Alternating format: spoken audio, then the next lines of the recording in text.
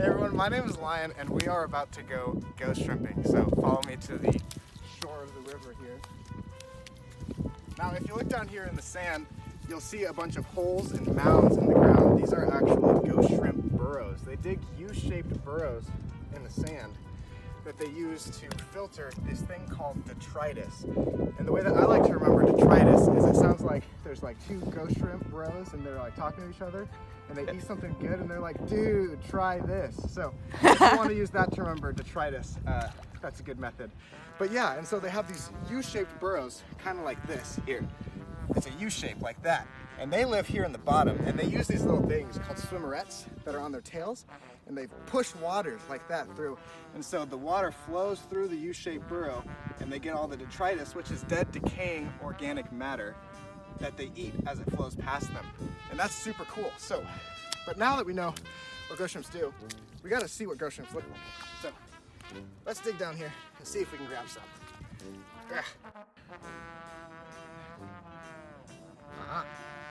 All right. So if you look here, we have a little baby one. This looks like a little baby female, and you can tell that it's a female because she has a lot more color, right? She's really colorful.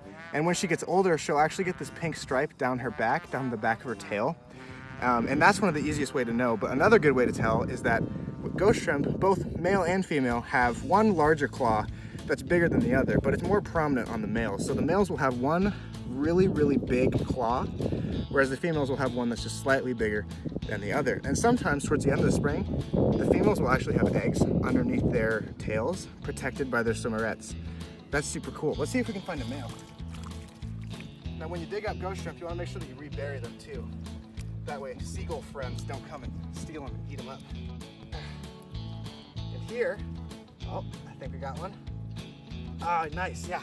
So here we have a male, and you can see that that claw is way bigger than the other claw, right? That's the best way to see that it's a male. Also, it doesn't have that pink stripe coming down its tail, you see? And that claw, it's nice and pale, nice and like milky white kind of.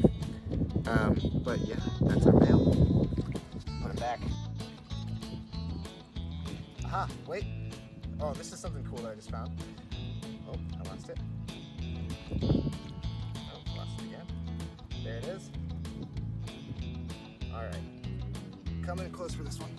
Oh, you're stuck. All right. So this little tiny clam, this white clam, is called a Maya clam. And these clams, they actually live in the burrows with the ghost shrimp. And it's called, they have a relationship with the ghost shrimp called a commensalistic relationship, commensalism. And what that is it's a type of relationship where one benefits and the other doesn't have any effect on it at all. So the ghost shrimp, they dig their burrows, right? And the Maya clams, they'll live in those burrows and they also eat the detritus, but it doesn't harm the ghost shrimp in any way. So they just hang out with each other. Pretty fun. Let's bury that one again. Aha. Oh, that's another female. Now in this female, you can really see that pink stripe going down her back. She's a really big one. Let's see if she has any eggs. Nope, no eggs, but these are the swimmerets that I was talking about. Where? Right here, on the bottom of the tail. Sometimes you'll see them flip around, but it's these little flipper thingies on the bottom.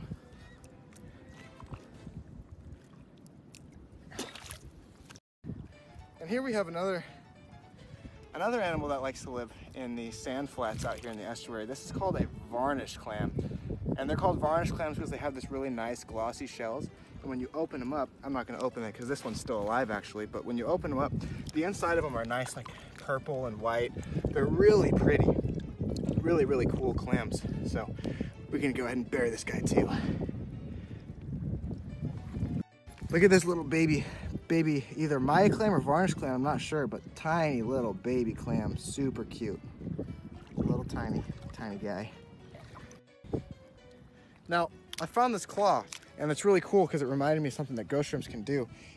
What they can do is when something is preying on them or when something is stressing them out, they can actually detach one of their claws, and that claw will stay wiggling around and pinching, trying to distract that predator or whatever was stressing them out while they get away, and they can actually regrow that claw after some time. And I think that's a really cool adaptation that the ghost shrimps have had to help them be more successful in their environment. thank you guys for coming ghost shrimping with me today. I had a lot of fun and I hope you guys did too.